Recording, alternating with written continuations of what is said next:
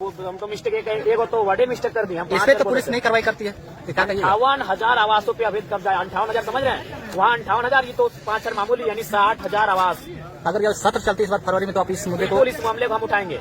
इसीलिए मैं मानता हूँ कि हमारा ये रास्ता थोड़ा सा टेढ़ा है, रास्ता थोड़ा सा लीक से हटकर है, लेकिन इंसान मजबूरी में इन रास्तों पे आता है। ये देखिए, ये आज का पेपर नहीं है, ये कई महीनों नहीं, हमें लगता है वर्षों पुराना पेपर है, जहाँ स्पष्ट लिखा है ये इस देश का एक सम्मानित अखबार है, प्रभात खबर में छपा है जी, धनबाद संस्करण में छपा है कि 58,736 आवासों पे कब्जा है, जिनमें तो समझ सकते हैं ये धनबाद का मामला है लगभग 60,000, और यहाँ बोकारो नहीं, सिर्फ बेरमो का मामला है 6,000। फिर बोकारो सेल की बात करेंगे तो ऐसे अनगिनत कब्जे हैं। तो हम और एक पेपर दिया गया है, ये बेरमो वाला, सीसीएल के 5,500 क्वार्टर पे कब्जा है।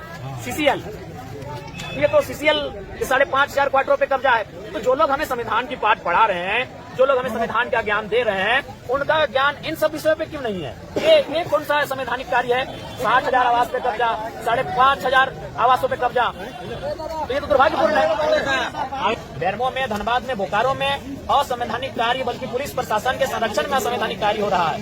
तो अगर कोई संविधान को ताड़ कर रहा है तो संवैधानिक लोग कर रहे हैं। यहाँ पे क्या कुछ मामला है? देखिए, जब हमारी जनता पे समस्या आएगी हम उठ के आएंगे। 2 बजे रात को भी हम इसीलिए आए थे कि उसमें प्रशासन हमारे जो यहाँ रैयत हैं, ग्रामीण हैं, विस्थापित हैं, उनके साथ दुर्व्यवहार कर रही थी। आप पे आरोप लगाया जा रहा है कि आप अवैध कब्जा कर रहे हैं। हम कब्जा क्या करेंगे? हमको इन सब घर में हमको रहने का कोई शौक भी नहीं है, हमको क्वार्टर का कोई शौक नहीं है। हम गाँव देहात में रहने वाले लोग हैं, गलत तरीके से चीजों को प्रस्तुत कर रहे हैं। यहाँ मामला ये है कि ग्रामीण लोग, चूंकि यहाँ जो ग्रामीण लोग हैं, जो रैयत विस्थापित हैं, ये उनकी लड़ाई है, ये उनके स्वाभिमान की लड़ाई है।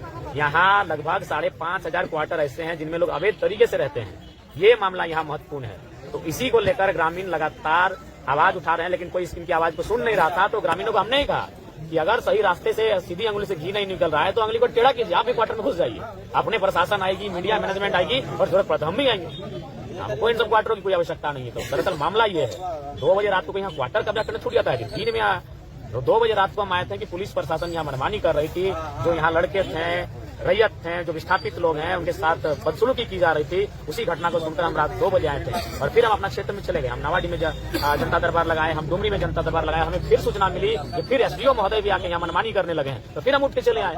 यहाँ हम रात को भी आए थे अपनी जनता के लिए, और अभी भी आ रहे अपनी जनता के लिए। ऐसे क्वार्टर की हमें कोई आवश्यकता नहीं है। मतलब अभी जो क्वार्टर का मामला आ रहा है, इसमें कहीं ना कहीं आपके लोगों के द्वारा बोला जा रहा है कि विधायक की आवाज के लिए हम लोग को चाहिए। नहीं, ऐसा कोई आवाज नहीं है। लोगों ने, चूंकि देखिए, आप जान रहे हैं कि जब प्रशासन और जब पुलिस सामने आता है तो आम लोगों को पहचानती नहीं है।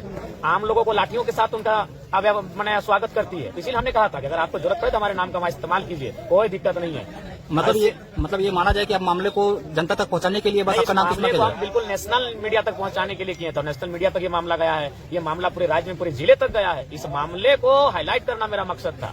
चलिए, यहाँ तक ठीक है। ये जो आपका ये जो पहल है, इससे क्या लगता है कि सीसीएल जो अवैध क्वार्टर का जो आप मांग कर रहे हैं वो खाली करवा? देखिए, हम स्पष्ट कहना चाहेंगे, या तो सीसीएल अवैध क्वार्टर को खाली करे, या तो हम तमाम रैयतों को कहेंगे कि अगर सीसीएल गैर कानूनी है तो क्यों आप क्यों मतलब राजा हरिश्चंद्र बन के बैठे हैं? जितना सक्षम है, जो क्वार्टर दिख रहा है, कब्जा कर लीजिए। हम सेल को भी कहेंगे, सेल में जो बोकारो के लोग हैं, जब वहाँ खटाल बसा है और कोई कुछ नहीं कर पा रहा है, तो सेल के जो विस्थापित 19 गांव के लोग हैं, 84 मौजा के लोग हैं, पूरा गांव 10,000 5,000 लोग जाएं और जो जमीन खाली है वहाँ कब्जा करें।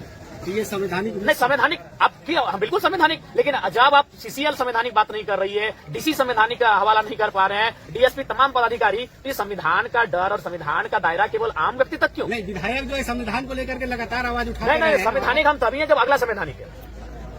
हम संवैधानिक है, अगला संवैधानिक है, हम भी संवैधानिक है। अगर अगला संवैधानिक नहीं हो पाएगा तो हमें लगता है कभी कभी हमें भी घी को निकालने के लिए उंगली को टेढ़ी करने की आवश्यकता है। हम तो बोल रहे हैं 5500 क्वार्टर अवैध कब्जा है, मामूली बात है। और ये क्या मामला है कि मान के चलिए कुछ लोग जो बड़े नेता कहिए, बड़े माफिया टाइप के लोग कहिए, वे लोग 7-8 क्वार्टर ले लिए हैं और 1 लाख 2 लाख में बेच रहे हैं उन क्वार्टरों को। तो गलत और असंवैधानिक तो वे कर रहे हैं, और सीसीएल को